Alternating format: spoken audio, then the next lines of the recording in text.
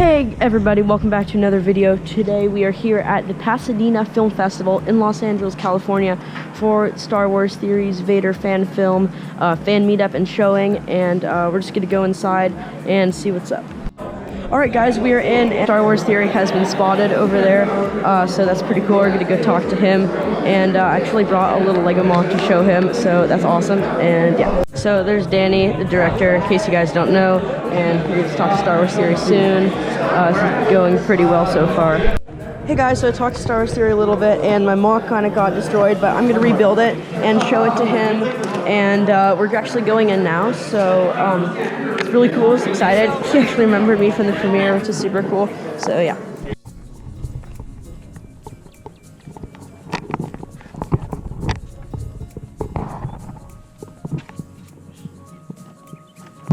No, I'm just kidding. Welcome you guys! Woo!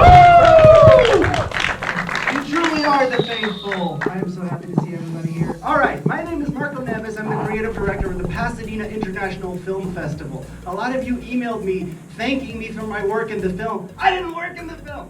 But anyway, thank you so much for Star Wars Theory and Danny Ramirez for allowing this screening to happen. I am very happy and very excited to have you guys here. Anyway, it's not this one. So please sit back and enjoy the show. Thank you so much.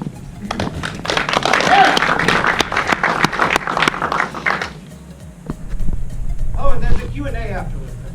Woo!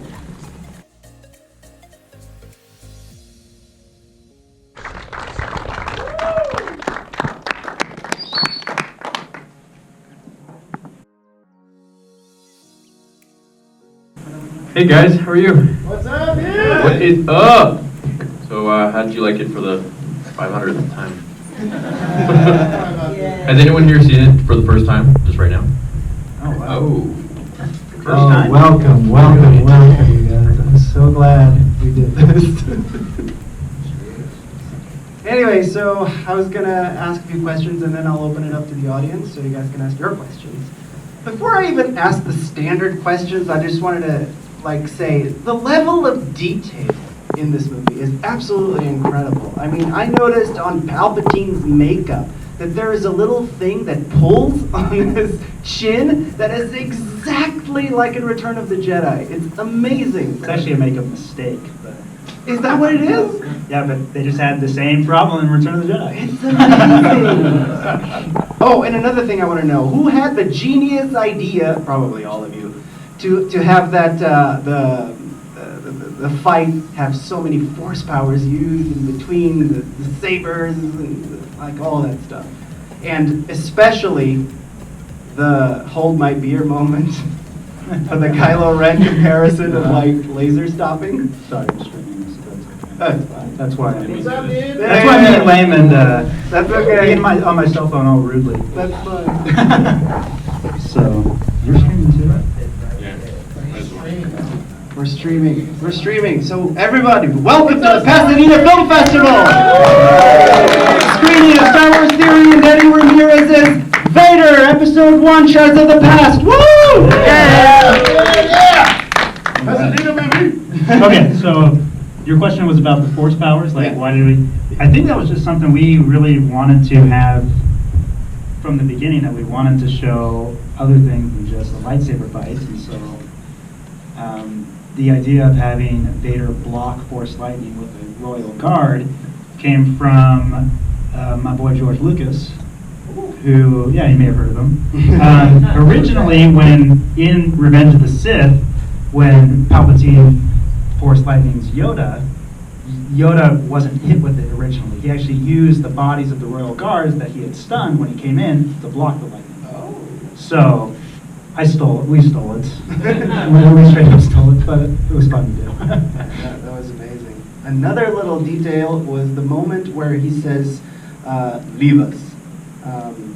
There is a musical cue, just like in Return of the Jedi, where I think the oboes come in and go, they leave. That was perfect too. That was amazing. But let me ask you the standard question. First of all, what was the spark of inspiration to actually start the idea of writing the script and making this amazing fan film? That's a you question. Well, we basically just wanted to make something where you could see Vader kind of transform. Because where we left him off in episode 3, he was just starting his life as Vader, and then he turns into this monster that we see in episode 4 and Rogue One. So it's like, well, what happened in between there? It's not. How did he get there? Yeah, how did he get there? And we wanted to portray that, and of course, incorporate Mace, and which we'll see in episode 2 and all that stuff. So that's definitely. Yeah, applaud. It's okay to applaud, really. Another question I had was, how long did it take you to write this? We started in February and started active pre-production in July, I believe, or August. But it was about a 5-month process. We'd written the entire script for the entire series, and when we decided to make it into a web series, we simply lopped off the first 10 pages, and this was a natural ending point, and we did that. Very nice, very nice. So the whole thing is written then, yeah? Yeah, well, we're going to make a lot of changes. Right. There's always changes. There's changes all the way through editorial. Yeah. Of course. So. And how difficult was it to gather the whole group to make this movie? Was there a lot of submissions? Did you get a lot of help? Did it take a long time? Definitely got a lot of help, big time. Just people who are not really passionate about me, let's say, or my channel, but Star Wars in general, because that's what it's all about. Right. So that was the main thing there. We got a lot of people that were actually very, very passionate about the franchise. They came together and like, oh, this is a cool idea, so let's do it. Yeah. Very good. And of the whole process, Danny and Star Wars Theory, tell us one story that stayed in the back of your head during the filming or the writing or whatever. Something that you don't forget. Even the first showing, if that was a moment to remember. I'd say the showing, yeah, because that First was screening was awesome. Yeah, there were so many people. There was a lineup, a few blocks down, and it was nuts because it was the first time I ever did a face reveal, and it was like it was a grand way to do it, I guess. Yeah. So yeah, no, it was beautiful. I really like connecting with fans and stuff because it was just me behind a computer the whole time, so I never really got to see you guys, and now I get to see you guys, so it's really cool and it's nice. Yeah. You sound like such a nerd. Just moving on the computer. Well, it was. I mean, how do you think it started? We're all nerds here, I think. I mean, you're wearing a Jedi robe, so. I read it. It was a big deal, man. It really was. When you came out on camera, I was there for that. Well, thank you, man. Appreciate that. What about you, Danny? For me, yeah, the screening was pretty awesome. I remember for the first screening, my son had run to the bathroom, and he wasn't coming back. We're like, oh no, like he's gonna miss it. And so I ran out and got him and ushered him back to his seat. But I stayed behind and just watched everyone's reaction. It was really quite moving. But probably my favorite 2 things from the film is just working with Star Wars Theory is pretty. I mean, he's a pretty awesome guy, and it was a wonderful experience to work with him. And then that, and when my family came to visit on set, it was I remember one time when I was in school, I was directing something, and my family came, and I'm like, I don't have time for you right now, I'm freaking out. And I always felt bad about that, so this time I was sure me now, every day. So this time I was sure to let my oldest son, was there, he was dressed up as Darth Vader, and let him say action and cuts, and it was a cool experience. Very, very nice, very nice. Okay, so let me ask now, what can you tell us About episode 2. What do you want to know? Everything. Do you guys have any questions about episode 2? Yeah, let's open it up to the audience. What are your Anybody want to ask a questions? question? Yes, please. Will it be longer in length? Depends on. Well, we could have made this one, an hour long, but it just would have been boring. It would have lost a lot of substance. So the point is to basically make it as powerful and moving and filled with story as we can in a short amount of time. Because we could have it really long, but I mean, we've seen long fan films, and we're just like, whatever. It'll be as long as it needs to be, but most likely it'll probably be around the same length. Yeah. I'd like to say 20 minutes. I think that would be a good. That'd be fantastic. Yeah, that'd be great. I'll watch 3 hours of it. That's just me, though. There's a fine line with that, because I would say we could draw it out and have throw in a lot of dialogue in there or something like that, but then it just kind of loses pace, and and that's what we have to be careful of. Is like when you're watching it back. Or just have 2 hours of fighting for no reason. Yeah, and that gets boring too. It's just so you want to keep it perfect. I'll still watch them. Anybody else? Yeah. Just 2 questions real quick. I know there's a lot of Star Wars fan films. Which one would be your favorite, and who would you want to work with? There's a lot of Star Wars fan films. Which is our favorite, and who would we want to work with? I want to work with Star Wars Theory again. Oh yeah, me too. Yeah, I mean, that's my favorite one so far, but out of all of them out there, there's a lot. We've got the winner of the 2 years of the Star Wars fan film contest here with us. Yeah, Jack, say hello. There he is. Star Wars Theory and I are, we're big fans of pretty much most Star Wars fan films. I mean, we love them all fan film. We love a wide variety. I like them. I'm kind of a control freak with what I want to do. So I just, lucky enough I found Danny, and we never fought once, we never argued once. We just, both worked very, very synergistically together. That's great. The issue I have with some fan films is, you can pick apart everything. You pick apart stuff with this one too. It's just some of them run too long, or it's just fighting, or it's just talking, or you lose the pace of the story, and it's really hard to write something that, just going back to the first question there, goes with a proper theme that are we just fighting, are we just talking, or do we have a blend of everything with story too? Is there a character-driven story going on? Yeah, what is the character feeling, or is it just a cool light show? Because we could do that, but So the focus was character. Definitely. yeah, we want to Definitely move character. the audience, right? It was definitely, like he mentioned, the whole purpose of this whole series is to answer, how did you go from the dude who turned to the dark side for love to the dude who stays with the dark side for hate? Yeah. And so we're trying to answer that question. Somebody make a T-shirt of it. That's good. But yeah, so character was important, Yeah. of course. Hey, if you're a control freak and this is the result, don't change. Anybody else? Back there first, Ed. Yeah, I had a question about the casting. Of course, you could make Palpatine or the Emperor look like the Emperor through makeup, and of course, Vader has the helmet. The girl you got to do Padme was a dead ringer for what's her name? I'm blanking on her name. I'm blanking, dude. Oh no. Natalie Portman. That one. Yeah. Yeah, but the kid doesn't look like Jake Lloyd. Why did you, with her looking so much like Natalie Portman, why didn't you get a little dead ringer for Jake Lloyd? So we had a wide variety of submissions for the character of young Anakin, and there were a couple that really looked great, that really looked like him, had kind of the bowl cuts and stuff, but we didn't feel they were the strongest of actors, and so when we casted Merrick Knight to play young Anakin, we felt he was a fantastic actor, that he had the general look, and the reason he doesn't have a bowl cut honestly comes down to the fact that his parents asked, can we not give him a bowl cut since he tries to get other work too?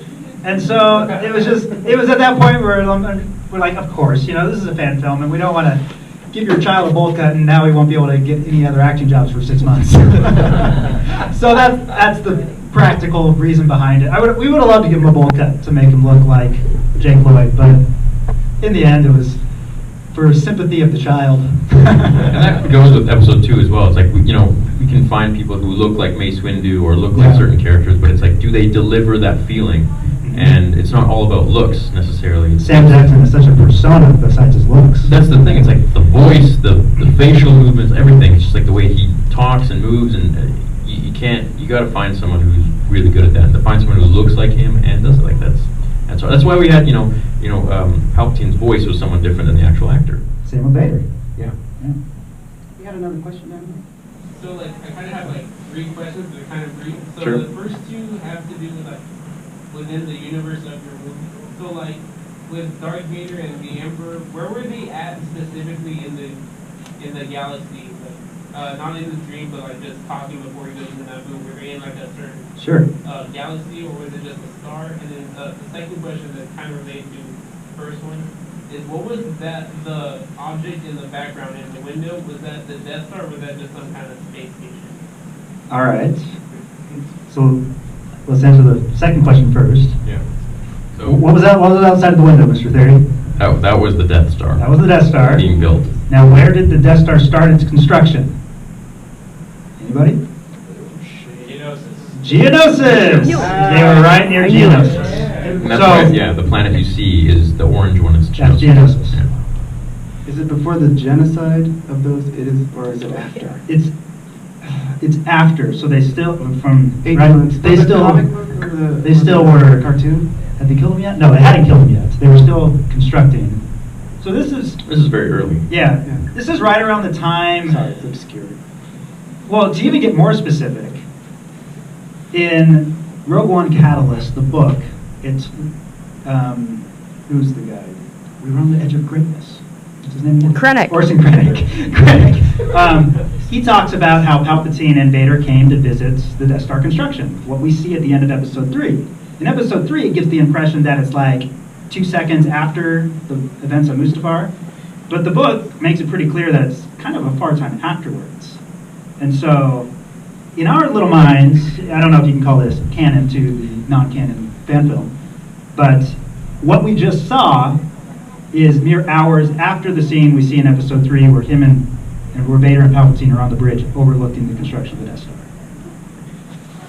So, Okay, we got time for one more question, because then we got another 2 questions. All right, quickly.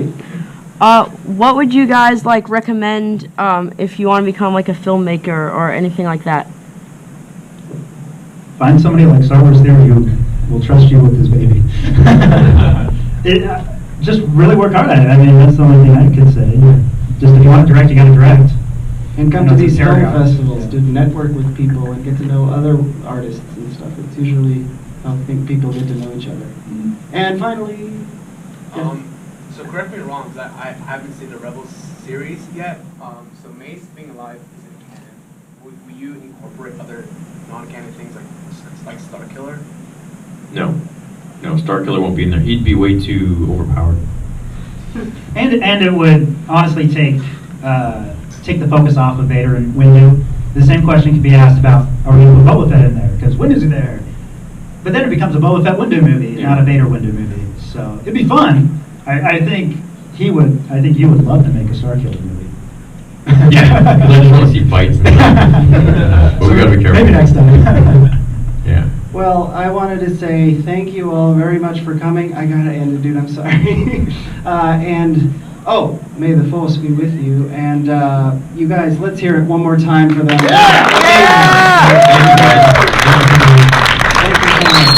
All right, now I gotta ask everybody to exit the theater and go all the way to concessions because we need to clear the hallway. Thank you so much. Thanks, everyone. Okay, time to fix the mock really quickly and then show the Star Wars Theory. I fixed it up a little bit, and the arms, I had them, because Lego arms like stay on like that. Yeah. So I had them pulled out with tape, but the tape kind of like died, so I wanted to like have it pulled out like that, you know, because they stretch out, but it didn't really work out. But yeah, it's creative. It's really cool, dude. I love it. Yeah, I know, me too. I'm like, I thought there I assume there would be Is like this actually like a bunch of hands. that's from Rogue One? no. So Lego did like a Vader's castle set. Yeah. And it was like from like a VR game at some like Oh, that one. Disneyland, I think. Yeah. So that figure. Boyd. Yeah, I think that's the one. Yeah. So that figure is from that set. That's really cool. Yeah. And then Oh, they got the scars in the back too. yeah, it's a really great figure. There's another figure from like the Vader. He's got his legs though. Yeah, I guess you have to put them on well, otherwise. you can take them off, but it was kind of rushed. Oh Yeah. man, it looks great. It's really cool. This is actually better than the set. I wish the set looked like this. Yeah, the set just has like a little meditation chamber. That's it. Yeah, that's all. Yeah. No, this is awesome, man. I love this. This is so cool. It's a little unfinished. Like, No, it looks great. I would have liked to have I love it. plates underneath there to finish it off. It's like a little uneven. Yeah. I'd like to put the rest with like the black tiles. No, man, this looks really cool. You can even like, I don't know, person like, well, I guess Lego doesn't really have lights, but Yeah, they do. Like different yeah, this is really cool. I love this. I'm a big Lego fan, so like, yeah, I always used to build them as a kid. I just haven't been so long now. But You can take this like no, it's okay. No, it's It would get destroyed in travel. well, if you want to make like a video, It would get completely annihilated as I went home because I didn't even bring like a check-in. okay. Yeah, Well, no, I love it though. if you ever need any like shots of the past, like Well, are you all making kind a of video stuff. out of this? Yeah, for sure. Okay, so show me send me the video, and then I'll post it on my Instagram. I made vlogs of the like a general vlog of the premiere. Yeah. And then made one of interviewing Kat and Merrick. Yeah. And then made one. I just posted the Steve one yesterday. Yeah. And then I lost the footage from interviewing Dre and I forget the Space Foundation. Yeah. I lost that footage. I don't know what happened, but the interview that I took with you there. Is this all one piece? This part's one piece, right? That real piece, and then there's tiles on top. So if it gets destroyed, then I'll just have to put them on. So I haven't posted the interview with you of that yet. It's like a straight a long time ago. Yeah, they can post it. Yeah, I get it. And then I'll post this video. Here, I love this. This is really cool.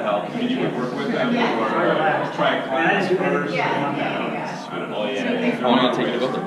How long did it take you to build them? Oh, I started like a prototype design that was pretty much just these, like on top of that, and then it was like that big, and I was like, this is so bad, like I need to just completely rebuild it. So I just put that on a 16 stud plate, and then I thought it would be cool to have a little border like that, and then I just started. I kept the piping from the original, and then I built this like 2.5 hours ago. This like little black like thing back here, and then I built these little control panels, which are like offset by like half a stud. Yeah. I built those like last week. So yeah, it's This is so cool. And you built it from scratch without even having like a blueprint or anything like that. yeah. I don't think you even watched the behind the scenes video because it's not too accurate to the movie. No, but that's it. I mean, you There should can, be a lot right? more strings and stuff, you know. No, you can't. You can't make it accurate. Yeah. This is cool. If the set actually looked like this, it would look a lot better. And that was kind of what it was supposed to look like. Yeah. We were going to build something, but then we didn't. We just had a green screen because it was a lot cheaper, sort of. Danny said there was going to be a big back to tank in the back, but then it was like too bright. Yeah, they did, and then it took attention away. There was a big one. I could release that photo. It was actually really That would be so cool. yeah, it was really cool. I really liked the way it looked, but it was just you just want the attention to be on him, and it was like black and white. Is the change between the contact lenses is intentional, right? Yes. Okay. Because like when that came out, like some of my friends were like, It kind of "That's shows that weird." he's like a submissive dog, right? Like once Palpatine calls him, he's like, okay, I have to not be angry anymore because he knows he'll just get wrecked. Yeah, it's so cool. There's so many things I didn't notice about the film when I saw the premiere. Like, I totally didn't realize that the first whole thing was like a dream. Yeah. I thought it was just a battle, and then like later he's like waking up from recovering from the battle. That's what a lot of people were like, oh, it's a dream. Yeah. But they figured it out like once he killed Palpatine, they're like, there's no way. Yeah, I was like, it doesn't really make any sense. No, it doesn't. Yeah. How could he be dead? Yeah. So maybe it's a training thing or something. Yeah, that's what I thought. I thought Palpatine was just, yeah, Yeah. kind of tricking him. Oh, I love this, man. This is so cool. Thank you. There's another, I think, festival out here in LA or something. Rancho Cucamonga. Do you know where that is? Yeah. Yeah, in end of May, I think. End of May.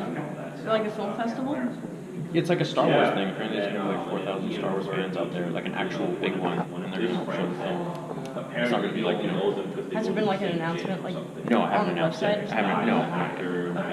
It's kind of far away a little bit, but yeah. Can you tell me when I should post this video so I don't? Post it whenever you like. But then that announcement will be in my video. That's fine. It's not confirmed yet. Okay. Yeah. So I mean, they want us out there, and we'll see if it happens. Okay. But yeah. Amazing. Thank you so much. Thank you. I love it.